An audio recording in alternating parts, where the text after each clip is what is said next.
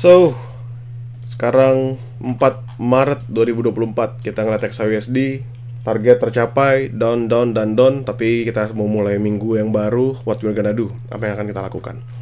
Kita ngeliat di time frame daily, teman-teman ngeliat ada seller yang cukup bisa nge-sweep beberapa zone-nya. Ini kan sama ya.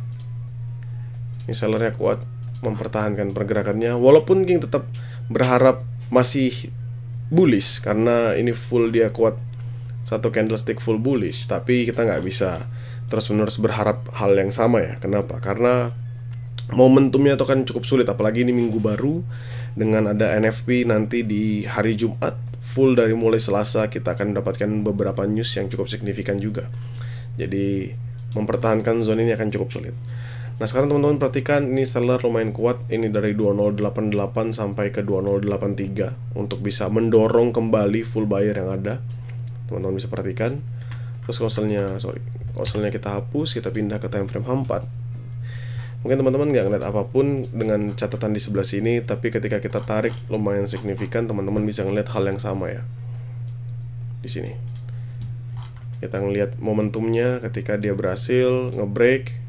Ini volatility hari Senin, dia drop lebih bawahnya, lalu dia berusaha ngebreak lagi di bulan Desember. Jadi ini mulai dari 4 Desember masuk lagi, dia berusaha ngebreak di 28 Desember. Selebihnya dia nggak pernah ada di area itu, selebihnya nggak pernah. Dan ini kondisi dia kembali ke area tersebut. So artinya apa? Artinya we just only have two choices. Yang pertama, kalau dia mampu mempertahankan pergerakannya nggak lebih tinggi dari 2090, dia akan drop. Ingat ya, nggak lebih tinggi dari 2090 dia akan drop. Jadi yang kita perlu perhatikan area apa. Misalnya saya mau kecilin dikit biar tipis pas dengan area topnya mereka semua. Ini ada di 2088. Tapi kita kasih margin of error aja sampai 2090 ya. So, resisten paling atasnya ya itu di 2090. Ya, 2090. Artinya apa? Artinya range-nya lebar, teman-teman. Sekarang ini kan dia di 2081. Berarti dia punya momentum bisa 82, 83 sampai ke 90. Ya kan, berarti misalnya ini dono 80 ke dono 90 itu 100 pips. Ya, jadi candlestick hijaunya itu 100 pips naik ke atas ini. Artinya apa? Artinya teman-teman bisa nge-sell. Dengan catatan sell-nya adalah sell high risk, dan itu sell-nya sell scalping. Jadi misalnya nanti teman-teman dapat 2081 nih sekarang, atau misalnya nanti teman-teman dapat di 2082, 83, teman-teman nge-sell. Dia drop ke 80, dia drop ke 79, teman-teman take profit, nge-hold lagi 82-nya, nge-hold lagi 83-nya. Kenapa? Karena teman-teman harus nyicil entry sell-nya, nggak bisa. Sama seperti terjadi kasus di sini. Ini dia jam 5 pagi, jam 9 pagi, jam 5 pagi. Hari Kamis dia naik, dia baru turun di momen ini. Itu jam 1 siang. Tapi apakah teman-teman yakin dia akan turun? Bukankah dia akan melanjutkan peningkatannya? Nah, karena kita nggak tahu, kita hanya bisa sell-nya scalping. Kenapa? Karena bayarnya masih kuat, gitu kan. Bayarnya masih full di sini. Coba kita tarik untuk volume rentangnya. Untuk melihat dia punya point of control tuh pun masih jauh, teman-teman, di 2029, karena kan ini jaraknya tipis ya. Kalau saya lebih lebarin lagi untuk ke waktu-waktu sebelumnya, di sebelah sini misal. Nah, jauh lebih bawah. Kenapa? Karena dia kan semakin lama semakin menurun. Kalau di sebelah sini sama. Jadi ini adalah peningkatan yang cukup signifikan dari bullishnya. Walaupun dia akhirnya meninggalkan apa? Dia meninggalkan yang namanya gap. Dia meninggalkan full, banyak banget gap yang dia tinggalkan di sini. Jadi teman-teman bisa perhatikan, ini adalah gap yang dia tinggalkan yang harus diisi. Jadi perlu ada penurunan dulu untuk sebelum dia melanjutkan peningkatannya kembali. Kita pindah ke H1. Teman-teman bisa perhatikan, ini 2 kali. Kalau misalnya kita tutup hanya di atasnya aja, ini akan pembentukannya seperti ini. Jadi potensi kalau misalnya teman-teman nge-sell itu jauh lebih besar dibanding teman-teman nge-buy. Kenapa? Karena dalam setiap pergerakan naik atau dalam setiap pergerakan turun harus ada retracement. Nggak bisa tuh dia terus-terusan, misalnya naik terus besoknya lanjut naik terus, tapi nggak pernah ada retracement, tuh nggak bisa. Sulit. Kenapa? Karena harus ada liquidity. Kalian tuh nggak akan bisa untuk terus terbang tanpa ada liquidity yang kalian sweep di bawahnya.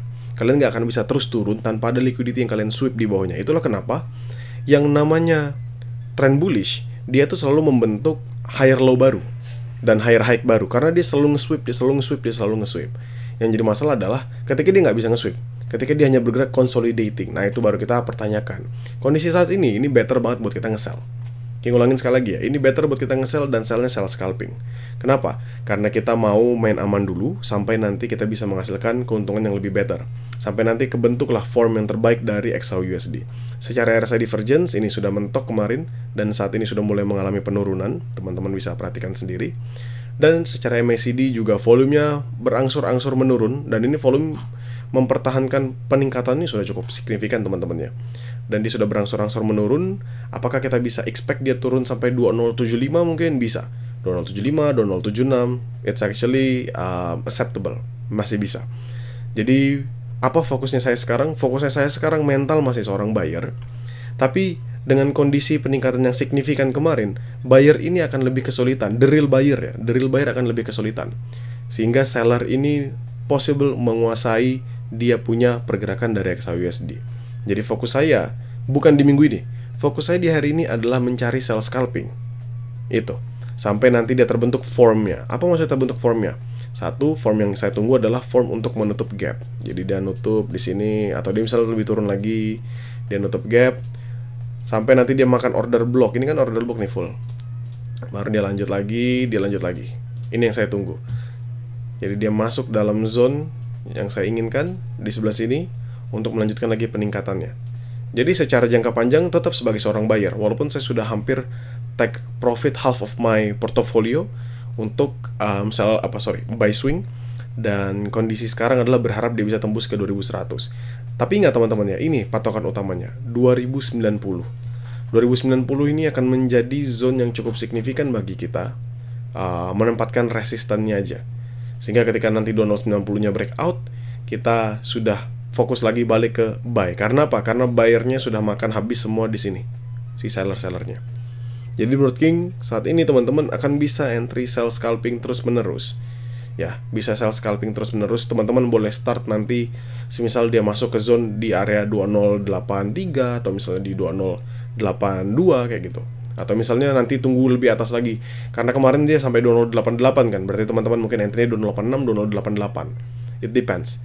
Dan kalau teman-teman bingung, aduh King, tapi saya mau entry sekarang cuma lambat sekali nih pergerakannya. Yes, betul teman-teman, pergerakannya sangat lambat. Artinya apa? Kalau misalnya pergerakannya sangat lambat seperti ini, possible dia choppy dulu teman-teman untuk entry buy, jadi dia bisa buy dulu sampai rebound. So possible kalau misalnya teman-teman lihat sekarang 2081 atau misalnya 2082, dia naik dulu nanti ke 2084, 2085 gitu ya. Tapi jangan terlalu banyak. Kenapa? Karena buy itu jauh lebih high risk dibandingkan teman-teman nge-sell sekarang. Buy jauh lebih high risk dibandingkan teman-teman nge-sell sekarang ya. So kalau misalnya teman-teman mau main aman, teman-teman sebenarnya hanya fokusnya di sell aja untuk scalping. Tapi kalau teman-teman mau memanfaatkan momentum, teman-teman bisa bolak-balik entry buy dan sell. Kenapa? Karena ini zone hanya akan ada di sini sampai nanti masuk jam 2. Jadi dia hanya akan drop sampai 2080, maksimal range paling atas 2088, lalu dia bolak-balik sampai nanti masuk di London session, ada penambahan liquidity lagi, ada penambahan volume dari market tambahannya, market yang crossing.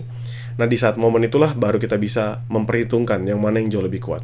Tapi kalau teman-teman tanya sama saya, apakah kita bisa nge-buy? Yes, bisa. Super duper high risk. Tapi fokusnya saya adalah untuk nge-sell. Walaupun sellnya hanya scalping, tapi it doesn't matter. Kita berusaha untuk bisa ngasilin profit yang sama ketika orang nge-sell di sini dan orang nge-sell di sini. Kalau kita ngeliat potensialnya ketika orang nge-sell di sini, ambil setengahnya aja, itu dia drop ke 2010 dari 2080, berarti profit 700 pips. Di sini juga sama, 2080 dia drop, kita ambil setengahnya saja ke 2000, di 2000 pas, berarti 800 pips. Dan kondisi sekarang, apakah possible kita juga makan sampai sejauh itu? Apakah possible kita makan sampai 700 sampai 800 pips? Semoga ada possibilities-nya sehingga nanti dia drop dulu dan lebih memberikan peningkatan yang wajar ya buat XAUUSD. Sehingga teman-teman gak usah khawatir. Seharusnya dengan momen seperti ini teman-teman bisa fokusnya nge-sell aja. Gitu ya, teman-teman fokusnya nge-sell aja. Tapi ingat, scalping. Saya ulangin sekali lagi buat teman-teman, fokusnya adalah sell scalping. Jangan nanti teman-teman entry sekarang nih 2082, terus habis itu dia udah nge-break 2092, teman-teman masih hold kayak Ini tadi kan King bilang fokusnya scalping, fokusnya nge-sell. Nah, tapi kalian nggak paham bahwa yang saya sampaikan adalah sell scalping. Sell scalping itu adalah kita manfaatkan momentum untuk sell, dapat 20-30 pips sudah cukup. Lalu nanti ketika kita dapat di area tertingginya, misal dia sudah sampai di 2090, kita entry sell lagi, dan if dia lanjut untuk drop ke bawah, kita bisa hold 2090-nya untuk kalau teman-teman mau pegang intraday 1 hari full atau mungkin dalam jangka waktu 3-4 hari juga nggak masalah. Selama nanti newsnya cocok. Apalagi ketika nanti NFP-nya adalah hasilnya good news for USD. Ketika NFP good news for USD, potensial dia drop untuk jauh lebih dalam tuh lebih terbuka lebar teman-teman sekalian. So, mungkin itu untuk XAUSD, semoga teman-teman bisa memahaminya ya.